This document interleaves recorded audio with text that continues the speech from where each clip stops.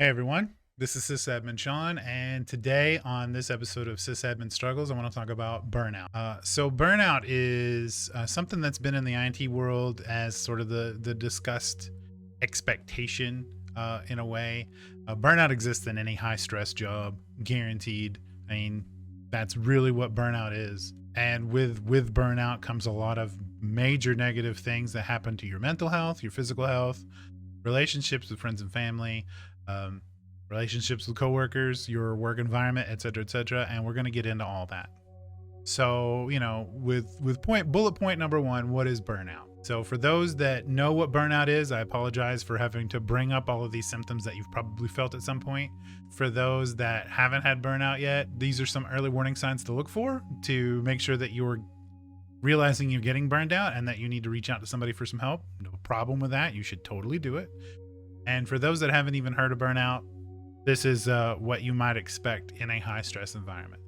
So burnout is basically being essentially overstressed from your job. And in IT, that can be a lot of things.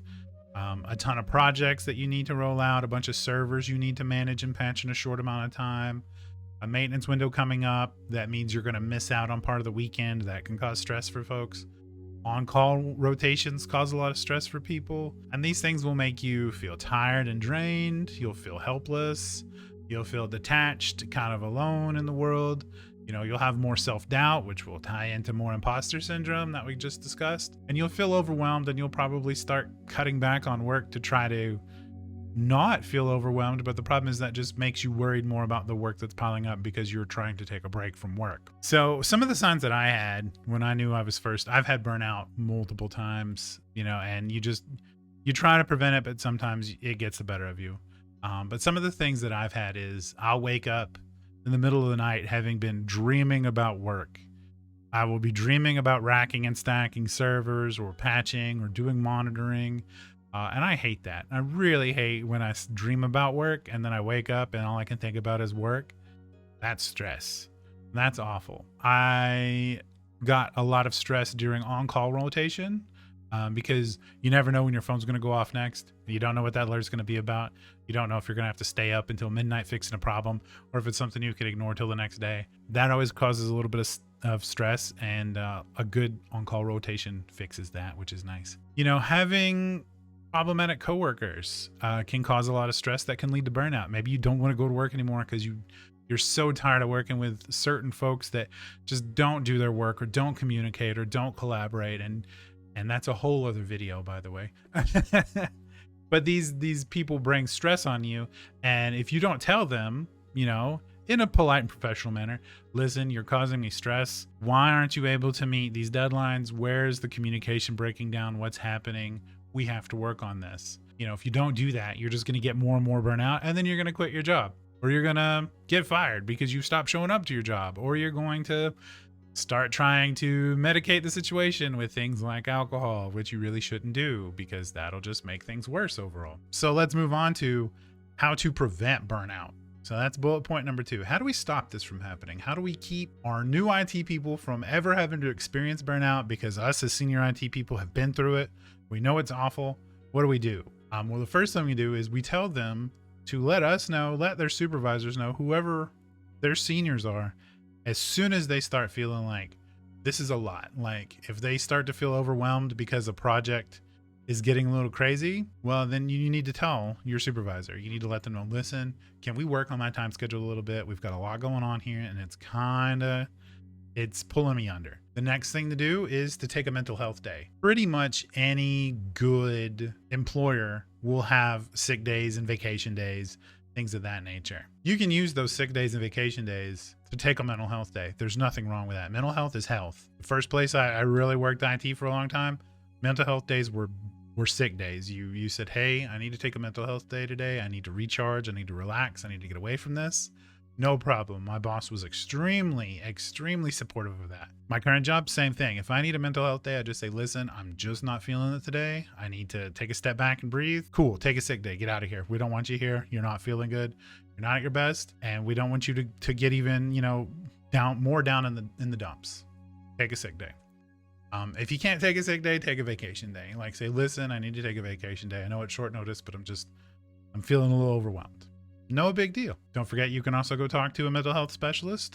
They can offer a lot of great ways to kind of balance burnout, not, helping you not panic about your job as much, not feel as stressed about your job, ways to, take micro breaks at work and, maybe listen to a little music, get up and walk. That's something that really IT people don't do, which just kind of builds and builds and builds on us. And you don't think about it.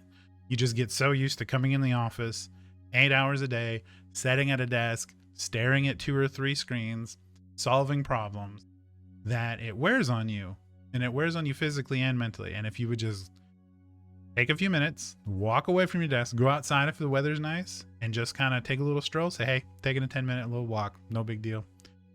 If any supervisor ever gives you any sort of anger or disappointment or, reprimands you for that, that's probably a pretty good first red flag to maybe start looking for another job. If you can't get up and kind of take a little walk and just take a little breather, and I'm not talking like leave for an hour, like a couple of minutes. That's all you really need. Just a couple minutes. Just kind of get out there and breathe a little bit. That'll help so much. And yeah, maybe your workload is your extreme stress. And when you do talk to your supervisor, maybe he can't help you. He says, too bad, it's just how it is. You have to pull through it. That's just going to create more stress. That's another kind of red flag. You're going to have burnout if you keep working at this place. You need to talk to other people about, hey, listen, I'm not getting any help here. Like, what do I do?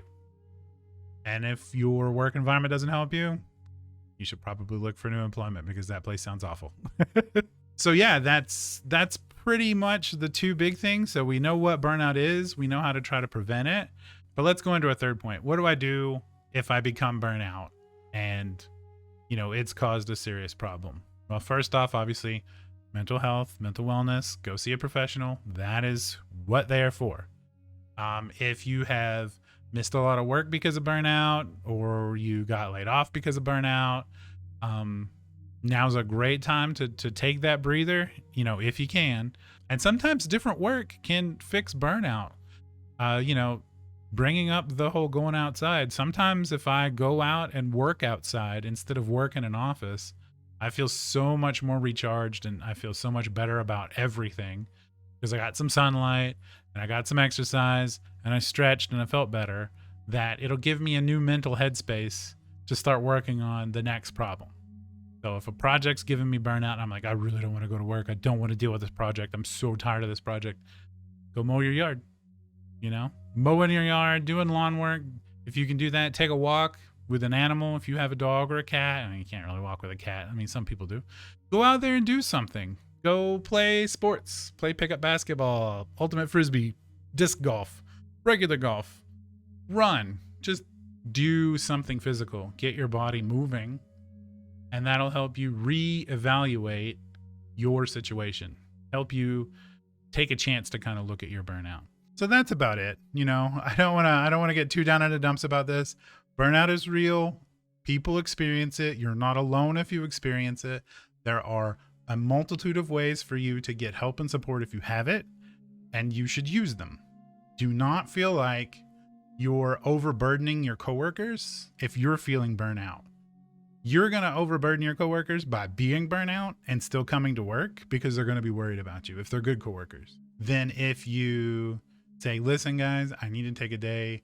I'm just not feeling it. I feel pretty bad. You have good coworkers and a good supervisor. They're totally going to understand because they've been there, and they would expect you to be able to offer the same to them if they're feeling burnout.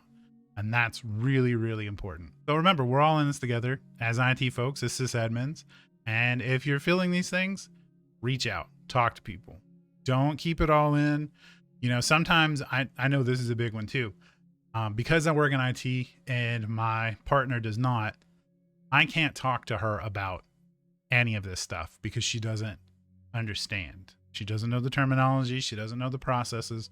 She hasn't worked in the same environment as I have, but she understands stress. So if I come home and say, listen, I'm stressed from work, she gets that. That's enough.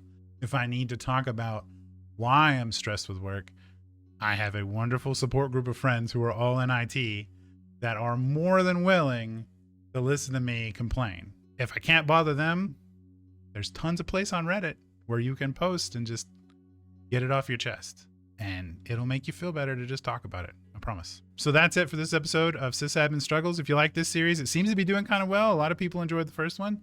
Let me know what other topics you want me to cover. I have plans for stuff like problematic coworkers and, dealing with benefits and pay and job interviews and becoming a supervisor and all these other stressful situations.